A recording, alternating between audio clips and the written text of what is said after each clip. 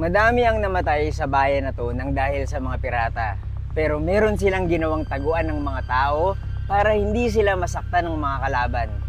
Story time! Mahigit 200 years old na ang simbahan na to at may mga nagtatanong, may misteryo bang nababalot dito? Nandito ako ngayon sa sikat ng Miagao Church sa Miagao, Iloilo at nabuo ang simbahan na to noong 1797. Ang unang recorded na pag-atake ng mga piratang Moro sa bayan ng Miagao ay noong 1741. Sa totoo lang, pangatlong simbahan na to na ginawa sa bayan ng Miagao dahil yung naunang dalawa ay nasira dahil sa pagsalakay ng mga pirata. Hindi na nga sila dapat gagawa ng bagong simbahan dahil lagi itong nabawasak. Palagi silang inaatake ng mga pirata, sinusunog ang ari-arian at pinagnanakawan. Pero kinailangan nilang gumawa ng panibagong simbahan, yung merong makapal at matibay na pader. Yun ang gagawin nilang taguan ng mga tao kung sakaling magkaroon ng panibagong pag-atake ng mga pirata. Gawa sa mga coral stones na pinagdikit ng mga puti ng itlog ang pader ng Miagao Church. So imagine, habang ligtas na nagtatago yung mga tao sa loob, malagim yung nangyayari sa labas habang inaatake sila ng mga pirata. Walang magawa ang mga tao sa loob ng simbahan kundi ang magdasal at maghintay na huminto ang paglusob ng mga pirata. Ako nga pala si Buji at mahilig ako mag-storytime. Kung hindi nyo pa ako pina-follow i-follow nyo na ako. Hindi na nabilang kung ilang tao ang namatay at kung magkano ang mga nasirang ari-arian. Pero noong pangatlong paglusob ng mga pirata, matagumpay na natalo ng mga taga Miagao at mga Kastila ang mga kalabang pirata.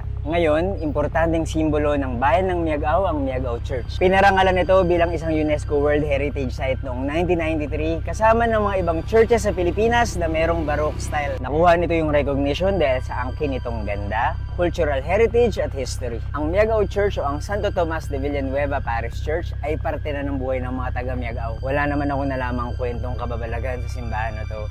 Pero siguro yung hiwaga ng Miagao Church ay yung pagprotekta nito sa mga tao noon, pati na rin ang pagiging cultural icon nito sa bayan ng Miagao ngayon.